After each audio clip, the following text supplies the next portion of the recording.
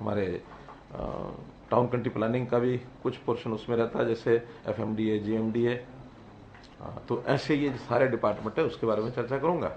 और दूसरा विषय है, आजकल शिक्षा को लेकर के अनाप शनाप बयानबाजी लोग कर रहे हैं, स्कूलों को लेके, अध्यापकों को लेके। तो वो भी जो एक ठीक पिक्चर है वो आपके सामने मैं रखना चाहूँगा। तो आप उस पर भी पूरा, अभी तक जो आपने उसका एनालिसिस किया होगा, जो लोग उल्टी सीधे प्रचार करते हैं, उसमें से कुछ बातें आपके पास ध्यान में हो तो ज़रूर ध्यान कराइए। बिल्कुल ट्रांसपेरेंसी से सारी बात आपके सामने रखेंगे। बाकी 2-3 चीज़ें सूचनार्थ हैं, वो बड़ा विषय नहीं है। तो पहले तो मैं सड़कों का विषय आपके सामने रखूँगा कि हमारी सड़कें, जैसे मैं बताया कि 5-6 डिपार्टमेंट हैं, PWD, HSAMB, urban local bodies, HSIDC, HSBP, town country planning, और एक है नेशनल हाईवे। लेकिन नेशनल हाईवे का काम हमारे पास नहीं होता, वो सब national highway authority of India वो उसको देखती है, और वो हमारे बहुत अच्छे काम चल रहे हैं, उसके बारे में कई बार बता चुका हूँ मैं। जहाँ तक मार्केटिंग बोर्ड का विषय है, इसमें जो काम पहले पूरे हो चुके हैं या जारी हैं उसके बारे में ज़्यादा चर्चा नहीं कर रहा मैं। लेकिन अभी जो काम सब नीचे से फीडबैक लेने के बाद जिन पर अभी काम शुरू करना है, फ्रॉम एडमिनिस्ट्रेटिव अप्रूवल से लेकर फिर फाइनेंस की, और फिर उसके बाद उसका टेंडरिंग प्रोसेस, उसको कंप्लीट करना। सबसे पहले तो वो बता रहा हूँ मैं कि इसमें 850 किलोमीटर की सड़कें हैं, और कुल सड़कें हैं ये 313, जिस पर लगभग 425 करोड़ रुपया खर्च आएगा।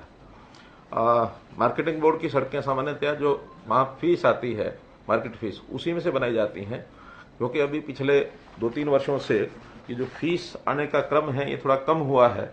कुछ तो 3 कानूनों के कारण से, कुछ हमने उसमें रेट कम कर दिए, और कुछ MSP से रेट ज़्यादा मिलने के कारण से बिक्री मंडियों से बाहर होने लगी। तो उसके कारण से स्वाभाविक है मार्केट फीस उसमें से पिछले 3 साल कम आई है।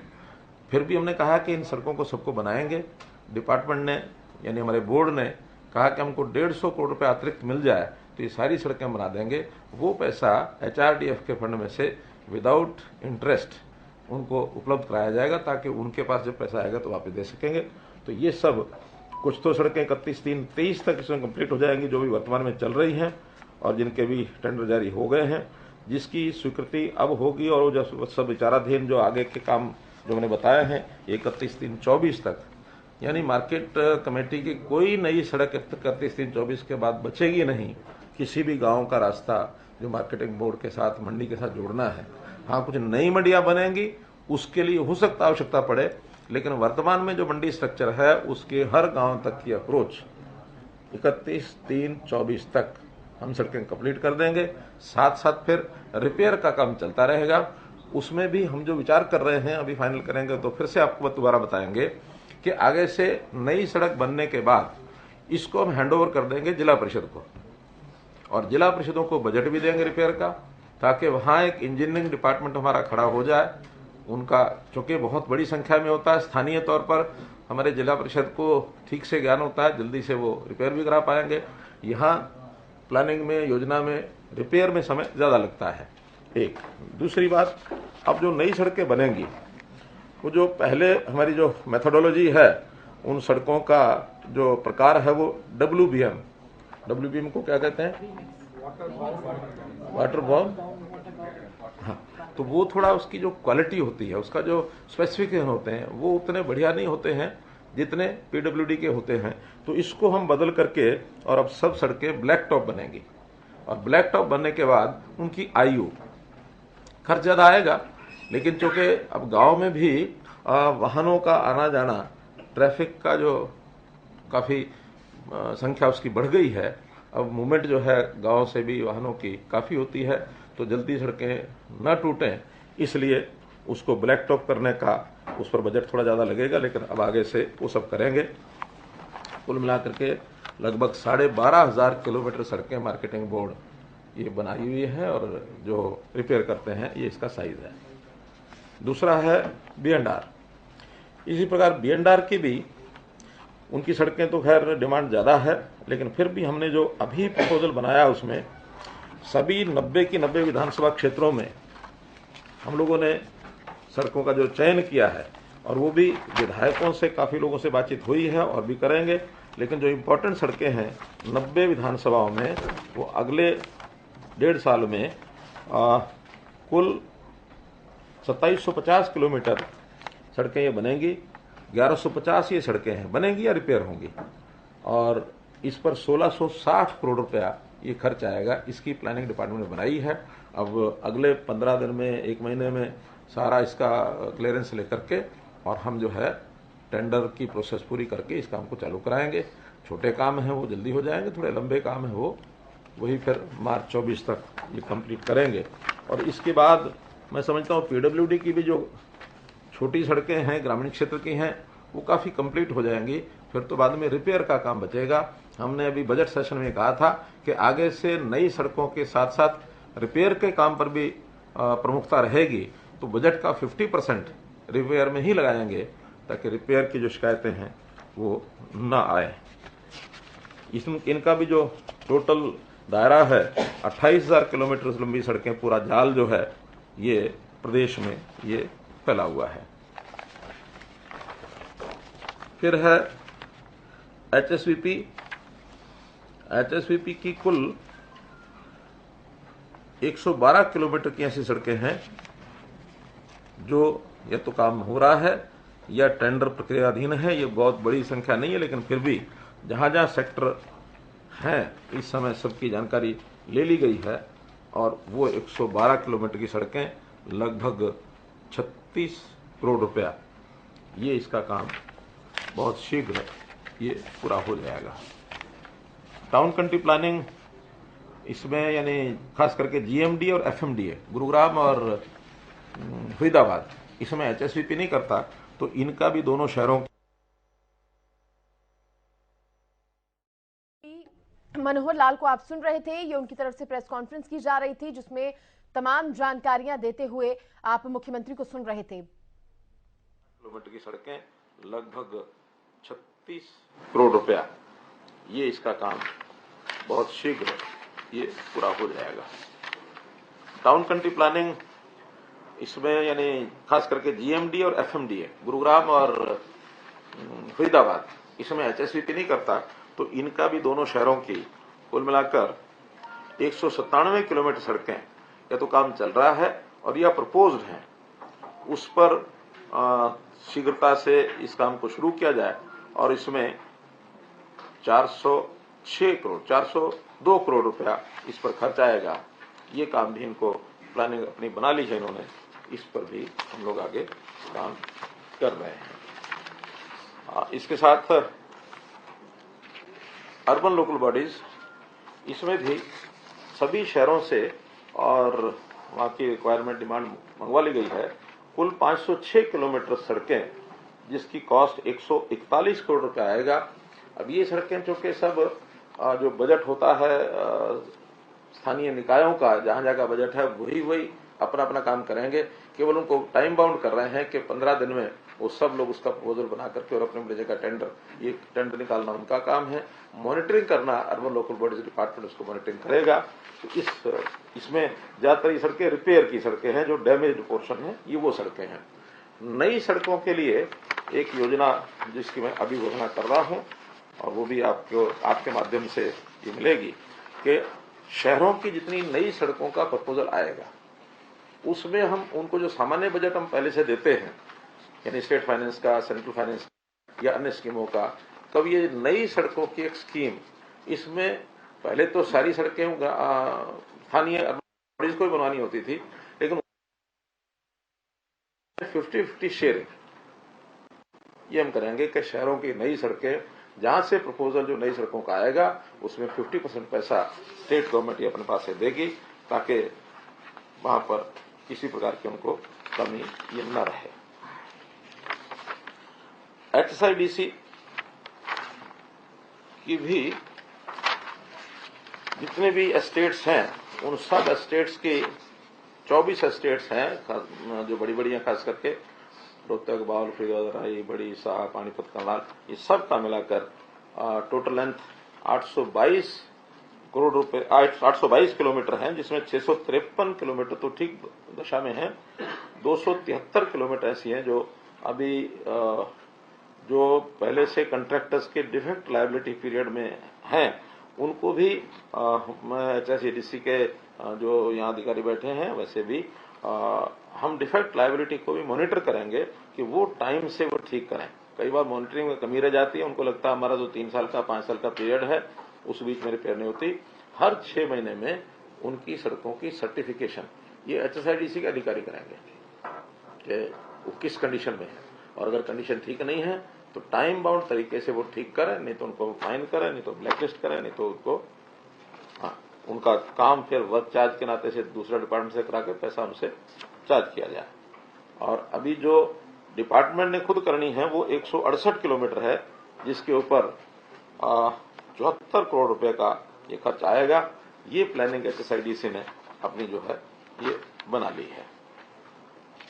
तो ऐसे ये सब विभाग सड़कों के इस काम को पूरा करेंगे। ये हमने पिछले 15 दिन में 2 बार सभी विभागों के साथ बैठ करके और ये सब किया है। इसके साथ दूसरा विषय है शिक्षा। शिक्षा क्षेत्र में जिस मैंने बताया,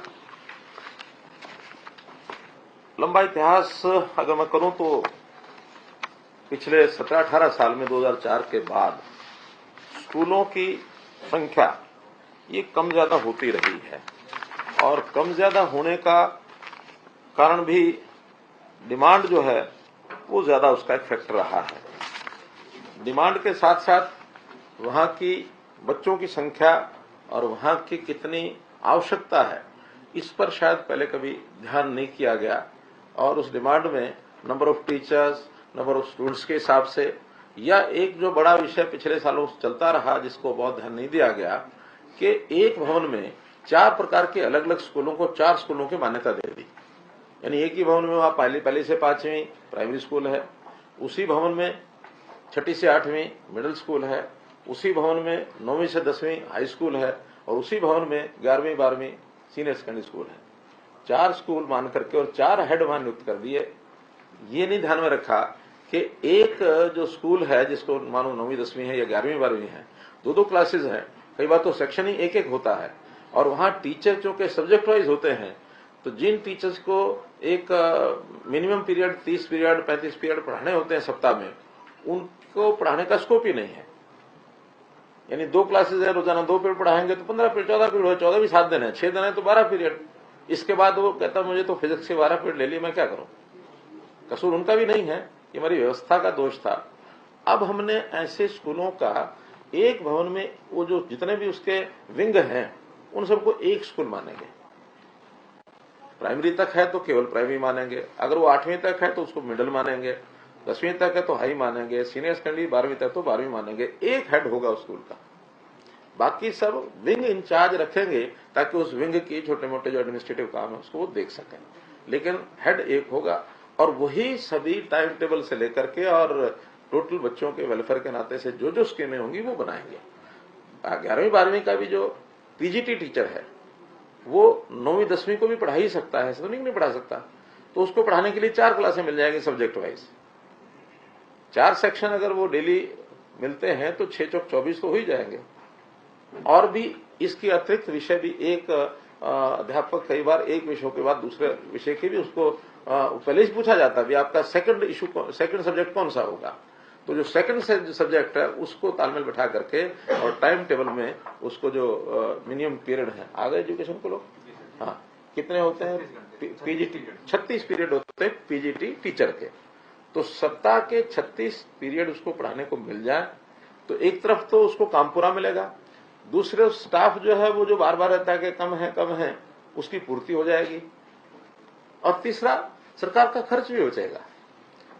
एक ऐसी स्थिति आपके सामने मैं रख रहा हूं जो मैं भी खुद बड़ा हैरान हूं कि देश भर में पर student per year school class तक 12वीं तक सबसे ज्यादा खर्च हरियाणा का है।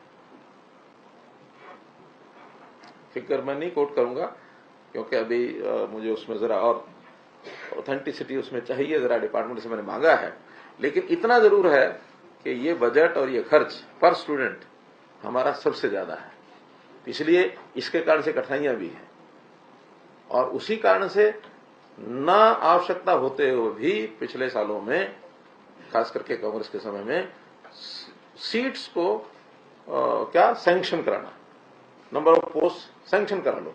सैंक्शन पोस्ट में और आवश्यकता में बहुत बड़ा गैप है, जिसके कारण से बार बार ये कहते हैं कि इतनी पोस्टें खाली हैं। मानो उदाहरण के लिए हमको आवश्यकता है 80,000 टीचर की और सैंक्शन है 1,26,000। 80,000 तो आज है, आवश्यकता 95,000 समथिंग है। तो 25-30,000 तो पोस्ट सैंक्शन ज्यादा है, आवश्यकता कम है। अभी आलोचना स्वाभाविक होगी, तो इसलिए हर साल रिव्यू करेंगे, रैशनलाइजेशन करेंगे बच्चों की स्ट्रेंथ के हिसाब से, क्योंकि एक जो बच्चों का रेशो, टीचर पीपल रेशो 1:30 ये एक आइडियल है। हमारे यहाँ कभी 1:20 हो जाता है, कभी 1:21 हो जाता है, कभी 24 हो जाता है, 30 तो बहुत दूर की बात है। इसलिए इसको एक रैशनलाइजेशन करके और इस काम को हम करने वाले हैं। इसमें एक विषय है ट्रांसफर ड्राइव। ट्रांसफर ड्राइव 2016 से हम कर रहे हैं और हमारी पॉलिसी ऐसी है कि पूरे देश में काफी प्रांतों ने इसको अडॉप्ट किया है और इसका जो सेटिस्फेक्शन लेवल है, आप सुनकर के आपको सबको अच्छा लगेगा। 16 में 87%, 17 में 90% और 17 में फिर जो टीजीटी के और इनके ट्रांसफर हुए प्रिंसिपल्स के, वो 98% सेटिस्फेक्शन है। 19 में 18 में नहीं हुए ट्रांसफर, 19 में जो प्रिंसिपल्स, हेडमास्टर, पीजीटी के, ये 94% सेटिस्फेक्शन है। 19 में फिर ESHM एलिमेंट्री स्कूल हेडमास्टर और टीजीटी, इनके मिला के 90। इन 4 वर्षों में 16, 17, 18 में हुए नहीं और 19 89,000 टीचर्स के ट्रांसफर हुए हैं और ओवरऑल लगभग 93-94% सेटिस्फेक्शन रेट ये रहा है। 20 और 21 में हम लोग ऑनलाइन ट्रांसफर कोविड के कारण से नहीं कर सके, क्लासेस भी डिस्टर्ब हो गई थी, ऑनलाइन कक्षा लग गई थी, सब लोग अपने घर से पढ़ रहे थे, यानी घर में ही पढ़ रहे थे बच्चे, घरों से टीचर पढ़ा रहे थे, इसलिए 2 साल वो नहीं हो पाया। अब इस वर्ष वो टीचर ट्रांसफर का सिलसिला सारा शुरू किया है। इसमें क्योंकि 2 साल हुआ नहीं, तीसरे साल हो रहा है, तो इसमें कई कठिनाइयां डाटा एंट्री की भी आ रही हैं, कहीं कहीं पोर्टल में भी कुछ गड़बड़ हो रही है। वो सब ठीक, तकनीकी खामियां जो है ये ट्रांसफर ड्राइव की, सब ठीक करने के बाद जब सबका डाटा जो उनको लोड करना वो लोड हो जाएगा, उसके बाद ही ये ट्रांसफर हम करेंगे। उसके लिए हमने 2 बार शायद टाइम भी बढ़ाया है। अभी कब तक का टाइम है? आज सुबह 10 बजे तक का आज का था। तो हमको ये लगता है कि वो सारा डाटा ठीक भर गया होगा। फिर भी अगर कुछ शिकायतें आएंगी तो डिपार्टमेंट को 1 दिन के लिए बढ़ाना हो तो बेशक बढ़ा दें, लेकिन सेटिस्फेक्शन ये होना चाहिए हमने जो डाटा भरना था, जो उसकी इच्छा है। वास्तव में तो ये ट्रांसफर पॉलिसी का सबसे बड़ा जो उसकी विशेषता है कि टीचर की जो इच्छा है उसके हिसाब से अपने स्थान पर जाए। क्रम कैसे बनेगा? क्रम सीनियोरिटी से बनेगा। सीनियोरिटी कैसे बनेगी? प्रमुख उसमें फैक्टर है age. Higher the age senior he would be. Number of years, कितने सर्विस उसका है वो नहीं है इसमें। हाँ, लेकिन उसमें भी कुछ कैटेगरीज को हमने प्रेफरेंस दी है। महिलाओं को है, महिलाओं में भी फिर आगे विडोज को और ज्यादा दी है, या जो डिजीज जिसको ऐसी है इनक्योरेबल है, या जो कठिनाई है, तकलीफ है, या दिव्यांग है, ऐसे लोगों को प्रायोरिटी दे करके, और हमने उनको जो रिटायरमेंट के नजदीक जिन लोगों को ज्यादा बेनिफिट मिलता है, ऐसे बेनिफिट उनके नजदीक ले जाने के हमने दिए हैं। इसलिए सब सेटिस्फाइड हैं। हाँ, कुछ लोग जिन्होंने ये धार रखा है ना मानो तो वो कुछ भी करेंगे, उसका कोई इलाज नहीं है। इसके बाद स्कूलों की संख्या। स्कूलों की संख्या में जैसा मैंने बताया कि बिल्डिंग में 1, 2, 3, 4 कितने ही स्कूल वो एक कागजों पर बना दिए जाते थे, जिसके कारण से सब स्कूलों की संख्या लगभग 14,000, 14,500, बल्कि एक बार तो ये 15,000 भी हो गई थी। और वो 15,000 स्कूल नहीं है, वास्तव में बिल्डिंग्स तो 9 से 10,000 के बीच में ही बैठती हैं। तो अब हमने उन स्कूलों को मर्ज कर दिया है, और मर्ज करते समय एक बिल्डिंग में जितने स्कूल हैं सबको एक स्कूल माना जाएगा। उसमें कोई बंद किए ऐसा नहीं है। ये जो शोर में जरा स्कूल बंद करके स्कूल बंद कर दिए, स्कूल बंद कर दिए, मर्ज किए हैं, वही क्लासेस हैं, वही बिल्डिंग है, वही उतने ही सेक्शन है, लेकिन मर्ज करने से अध्यापकों का जो शोर होता था कि अध्यापक कम है, अध्यापक कम है, वो ठीक हो गए हैं। हाँ, ये भी ठीक है कि पिछले 2 साल कोविड के कारण से कहें ट्रांसफर ड्राइव हम नहीं कर सके, एक आध कोर्ट केस भी था, वो भी अब ठीक हो गया है। तो इन 2-3 सालों में कुछ लोग जो रिटायर हुए उसके कारण से कहीं कहीं ये सिस्टम थोड़ा अनइवन भी हो गया। तो उस अनइवन के कारण से भी कुछ इसमें जैसे उदाहरण दिए हैं कि एक स्कूल तो ऐसा, यानी 100 स्कूल तो ऐसे हैं जिसमें टीचर्स की संख्या कम है और अध्यापक उसमें ज्यादा हो गए। 117 माध्यमिक विद्यालय शिक्षक विहीन थे, जहां शिक्षक था ही नहीं, और 2000 से अधिक ऐसे थे जिसमें 9वीं 10वीं के सेक्शन 1 है या 2 है और उसमें पीजी टीचर्स ज्यादा थे। तो ऐसा रेशनलाइजेशन करने के बाद अब ये जो लास्ट में संख्या आई है 14,503 की जगह अब ये स्कूल माने जाएंगे 9,700। ये स्कूल माने जाएंगे, स्कूल तो पहले वही है, आज भी वही है, लेकिन जिसको एक स्कूल कहेंगे वो सब क्लासेस का एक स्कूल होगा। जो उसके अलग अलग जिसको विंग कह सकते हैं वो उतने ही है। इसमें सीनियर सेकेंडरी के 2,306 थे, 2,304, क्योंकि उनको तो किसी को मर्ज कर नहीं सकते। केवल 2 स्कूल हैं जो बिल्कुल आसपास थे, अंदर ही थे। कई बार क्या होता है कि एक बॉयज स्कूल है, एक गर्ल्स स्कूल है, शायद हमने सब मिडल तक, और ये 2 जो स्कूल हैं ये क्या कोलोकेटेड, एक ही गांव में, एक बिल्डिंग में सर, आसपास 7 लाख का बिल्डिंग था, एक ही गांव है सर। अच्छा, तो कोई ना कोई रहा होगा वहां भी मामला कि इसके 2 स्कूल एडजॉइनिंग भवन होगा, बताएंगे। 2 गांव, एक भवन, 2 तो उनको एक कर दिया, अब दोनों का हेड एक हो गया, विंग दोनों के अलग है। प्रिंसिपल एक होगा। वो जैसे सेकंड ब्रांच होती है, सेकंड ब्रांच करके चले दोनों विंग चल रहे हैं। हाँ, चल रहे हैं, कोई दिक्कत नहीं। हाँ, हाई स्कूल में 1034 थे, उसमें से 5 जो है वो आसपास के थे, उनको मिलाया है। 2 नियर बाई लोकेशन थी, उनको उसके साथ जोड़ा है।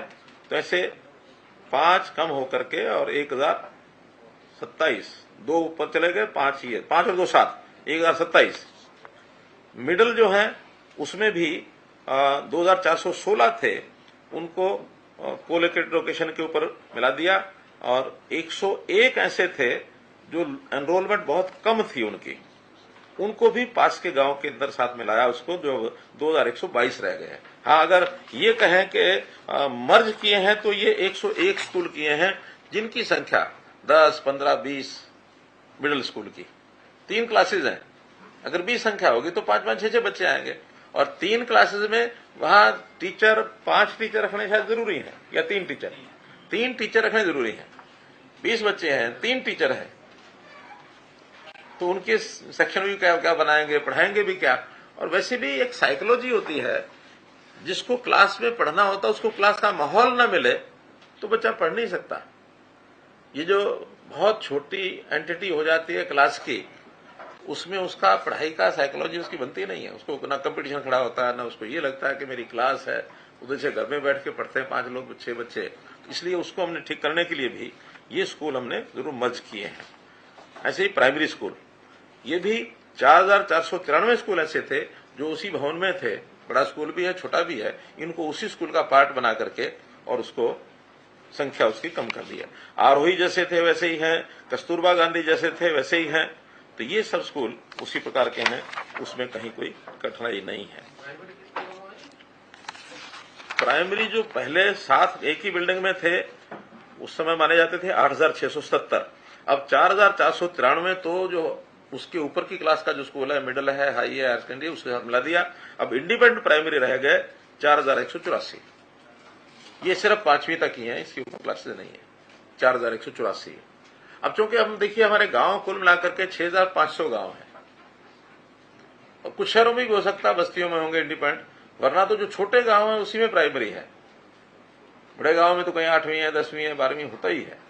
तो जो छोटे छोटे गांव हैं जहां बड़ा स्कूल उसको अपग्रेड नहीं कर सकते, अपग्रेडेशन भी हमने जो है उसमें भी हमेशा जब भी बच्चों की डिमांड आई है उसके हिसाब से हमने उसको अपग्रेडेशन भी किया है। अपग्रेडेशन तो हर सरकार में होते हैं, कांग्रेस सरकार में भी अपग्रेडेशन हुए हैं, हमारे यहां भी अपग्रेडेशन हुए हैं। हाँ, जो मर्ज हुए उस मर्ज में कांग्रेस ने भी अपने टाइम पर 509 स्कूल मर्ज किए थे 10 साल में। हमने जो मर्ज किए हैं वो 120 स्कूल किए हैं। 101 तो मैंने पहले बताया, बाकी और 8-10 पिछले साल भी कुछ किए होंगे। हमने 8 साल में 120 मर्ज किए हैं, उन्होंने 509 मर्ज किए हैं। मर्ज करने वाली अगर रेट देखा जाए तो उस समय भी ज्यादा है। उन्होंने अपग्रेड भी बिना सोचे समझे करते रहे हैं। हमारे मुकाबले में अपग्रेड भी जब चाहे तब कर देते थे, वो अपग्रेड भी ज्यादा किए, मर्ज भी ज्यादा किए। हमने अपग्रेड भी सोच समझ के किए और मर्ज भी सोच समझ के किए। एक फैक्टर और है, उन्होंने जो मर्ज कर दिया उसको ओपन नहीं किया 10 साल में।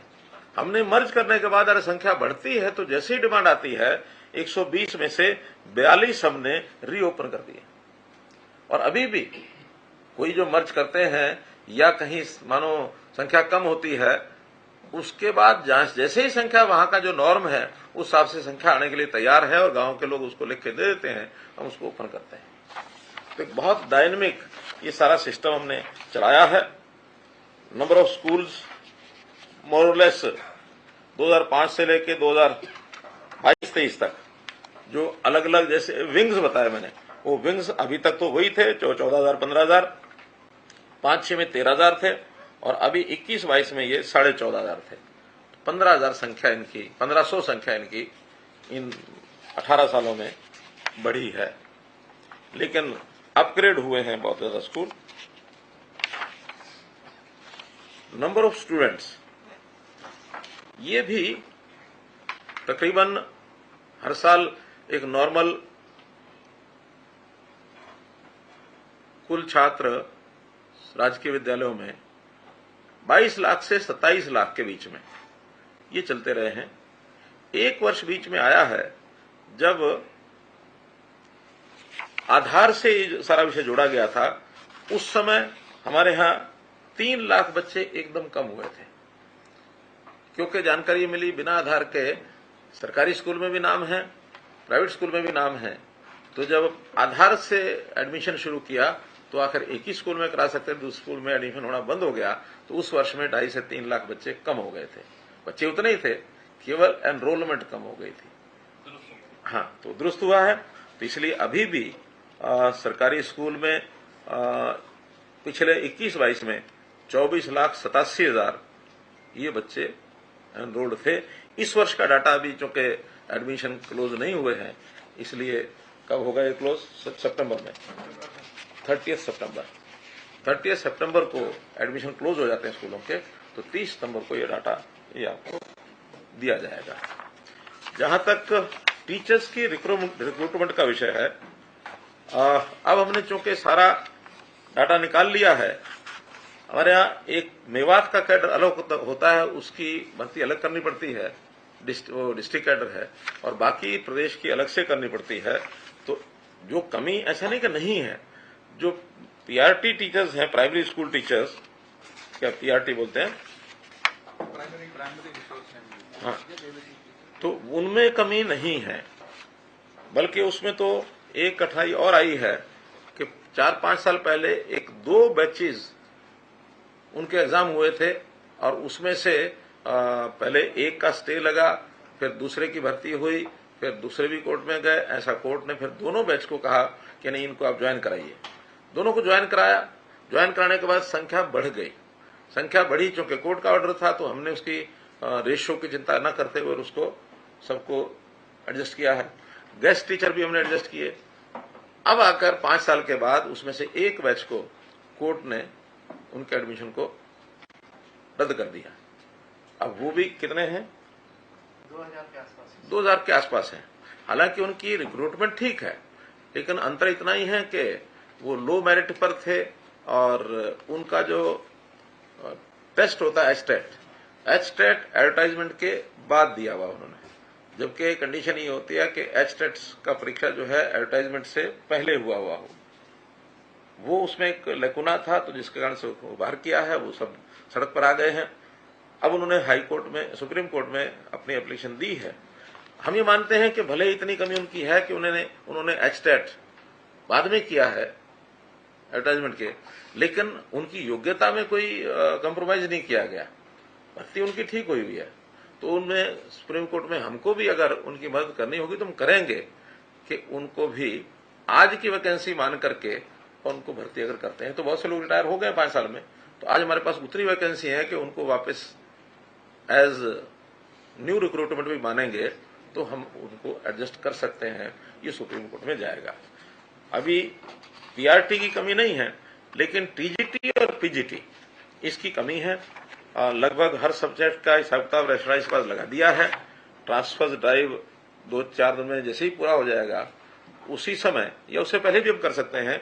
लगभग 5000, एक रफ फिगर बता रहा हूं, 5000 टीजीटी और 6000 पीजीटी, इनकी रिक्वेशन डिपार्टमेंट से कुछ एग्जैक्ट संख्या ऊपर नीचे आएगी, लेकिन लगभग 11000 से 12000 ये टीचर्स अभी ये इस अगले सेशन से पहले भर्ती हो जाएंगे, रिक्वेशन देंगे तो स्टाफ सिलेक्शन कमीशन को टीजीटी की भर्ती उनको दी जाएगी और पीजीटी की ये दी जाएगी पब्लिक सर्विस कमीशन को। ये भी कुछ वर्षों से विवाद चल रहा था, तो अब उसको हमने क्लियर कर दिया है कि पीजीटी की भर्ती जो है वो एचपीएससी करेगा, टीजीटी की भर्ती स्टाफ सिलेक्शन कमीशन करेगा, क्योंकि स्टाफ सिलेक्शन कमीशन क्लास 3 और 4 केवल एग्जाम होता है, कोई उसमें इंटरव्यू नहीं है। लेकिन पीजीटी में इंटरव्यू भी होता है, ये ग्रुप बी की नौकरी है, गजेटेड नौकरी है, तो इसलिए वो एचपीएससी करेगा। जो पहले से प्रावधान है क्लास 1 और क्लास 2 एचपीएससी, क्लास 3 और क्लास 4 ये स्टाफ सिलेक्शन कमीशन, उसको भी हम पीजीटी के हमारे पास टीचर कार्यरत कितने हैं, पीजीटी के कितने कार्यरत हैं? जिसमें 6-5 की हमने वैकेंसी बताई है, कार्यरत कितने हैं? कार्यरत कितने हैं? पीजीटी के कितने कार्यरत हैं और पीजीटी के कितने कार्यरत हैं? जो भी आंकड़ा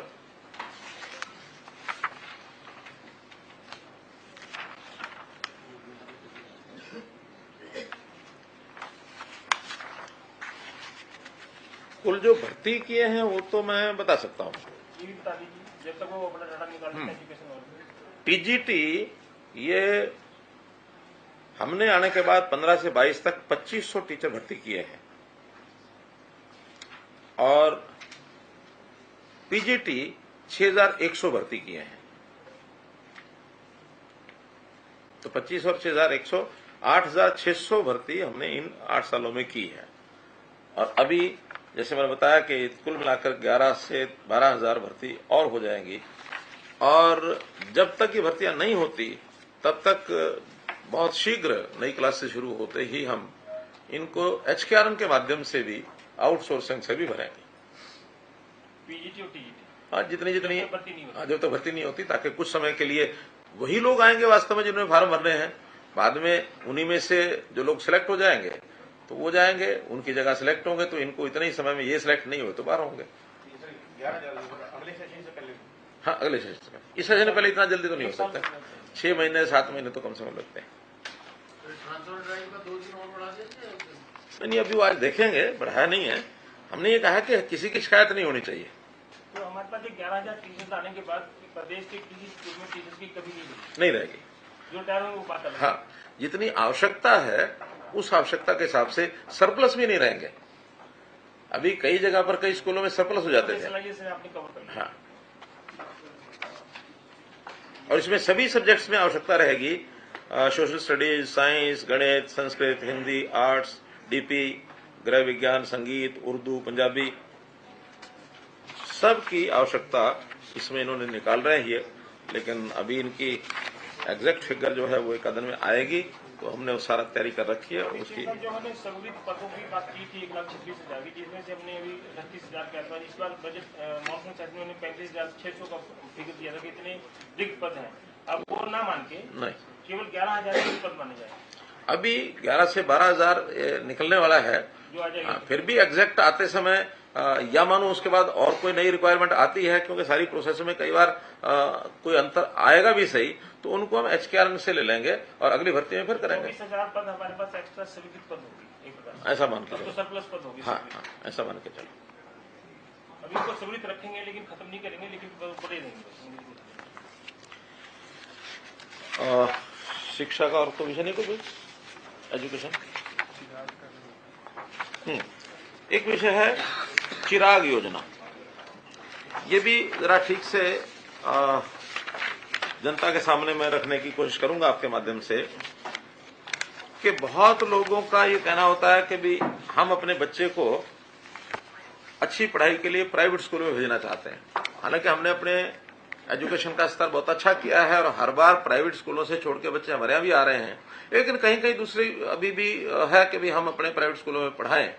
तो हमने जो गरीब विद्यार्थी है उसके लिए छूट दी है, जिसकी इनकम परिवार की 1,80,000 रुपए से कम है।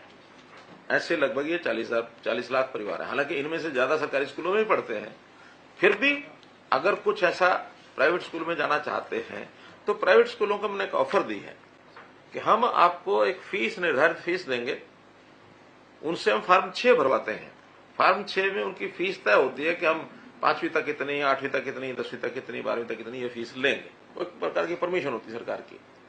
तो उस समय हम 700 रुपया या उस स्कूल की निर्धारित फीस अगर उससे कम है तो वो प्राइमरी के लिए, 900 रुपया 6ठी से 8वीं के लिए, 900 या 900 से कम अगर उनकी अपनी फीस है तो, और 9वीं से 12वीं 1100 रुपया या उससे कम जो उनकी अपनी फीस है। ऐसे ये फीस सरकार देगी, आप उनको एडमिशन देने के लिए तैयार है कि नहीं है। अब उसमें अभी तक हमारे पास लगा है 24,000 विद्यार्थियों को एडमिशन करने के लिए उन लोगों ने ऑफर किया, 381 प्राइवेट स्कूलों ने। हमने छूट भी दी है, लेकिन अभी बहुत बड़ी संख्या में टीचरों यानी विद्यार्थी वहां नहीं गए हैं। इसमें लगभग 2,400-500 ऐसा कोई संख्या, तो ऐसी संख्या ये अभी गई है। लगभग 2,500 बच्चे गए हैं, लेकिन और भी जाते हैं। तो हमें उसकी कठिनाई इसलिए नहीं है कि हमारी उनको फीस नहीं देनी है, चाहे सरकारी स्कूलों में पढ़े चाहे प्राइवेट में पढ़े। सर, इनकी फीस स्कूल को जाएगी या डायरेक्ट बच्चे को जाएगी, कैसे पेमेंट करेंगे? वो तो आधार कार्ड नहीं, परिवार पहचान पत्र के हिसाब से उसका एडमिशन है, तो उनको नहीं देनी है, ना लेनी है ना देनी है, स्कूल को ही जाएगी। हाँ, स्कूल को डीबीटी होगी। स्कूल जितने बच्चों का वो अपना एडमिशन का क्लेम करेंगे वो हम यहाँ वेरीफाई करेंगे, उसके बाद स्कूल को भेजेंगे। हाँ, अगर अब कोई सीबीएसई होगा, कोई हरियाणा स्कूल होगा, वो तो स्कूल जैसा है वैसा ही होगा। हमने भी सीबीएसई के अपने स्कूल बनाए हैं जो संस्कृति मॉडल स्कूल हैं, उसमें भी अब डिमांड काफी है। अभी तो 138 स्कूल हैं जो हमने जो चल रहे हैं। हमारी 500 स्कूल खोलने की अगले इस वर्ष की योजना है।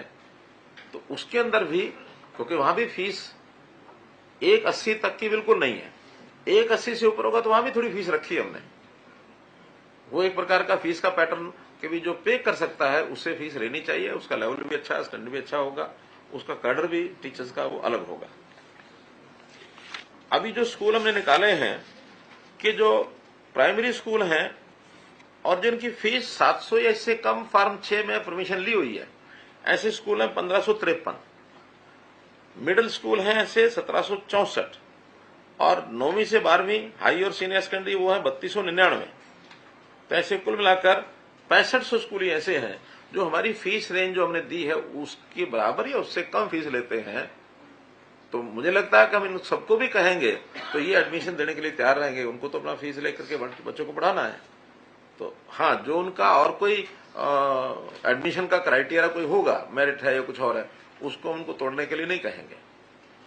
लेकिन अगर बच्चा वहां जाकर एडमिशन लेना चाहता है तो इनकी फीस वो सरकार देगी, ऐसा ही हमने प्रावधान बनाया। अगर परिवार पहचान पत्र से ये पता चल गया हो कि जो हमारे स्कूल प्राइवेट स्कूल में बच्चे दाखिल हैं, ये कितनी आय तक वाले परिवार हैं, जो 180 तक के कितने परिवारों के बच्चे हैं? अभी देखिए सरकारी स्कूलों में तो डिफरेंशिएशन किया नहीं हमने, अभी उसमें नहीं निकाला हमने। हाँ, उसमें अगर हम निकाल के बताना चाहें तो सरस्वती मॉडल स्कूल जो है उनका पता लग सकता है, क्योंकि वहां तो फीस वहां भी 180 से नीचे फ्री है, वहां पता लग जाएगा। तो मित्रों, 2 विषय तो ये थे। अब और 2-3 विषय हैं।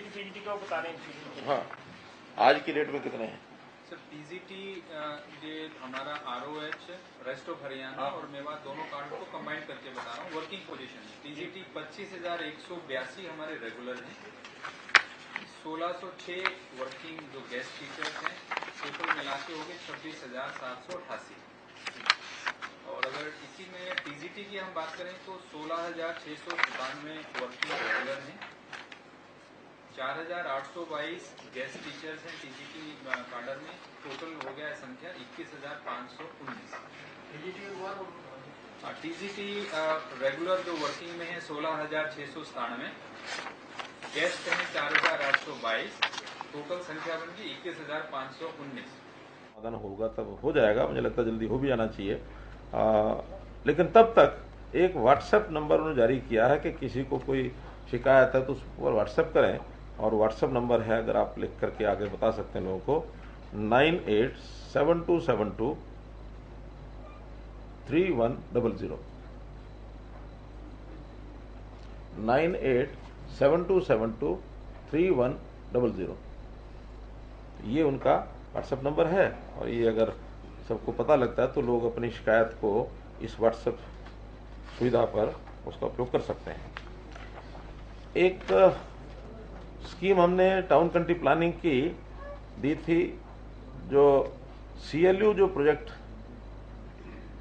जो डेवलपर्स थे, उन डेवलपर्स के पास जो डेवलपर्स से जो EDC का पैसा बकाया था वो हमने लेना था, उसकी पेनल्टीज और उसके जो इंटरेस्ट हैं वो काफ़ी ज़्यादा हो गए, तो वो लोग मरने में आनाकानी थी। एक स्कीम हमने बनाई थी समाधान से विकास, 15/8/22 उसकी लास्ट डेट थी। 2 साल तक इस स्कीम को हमने चालू रखा।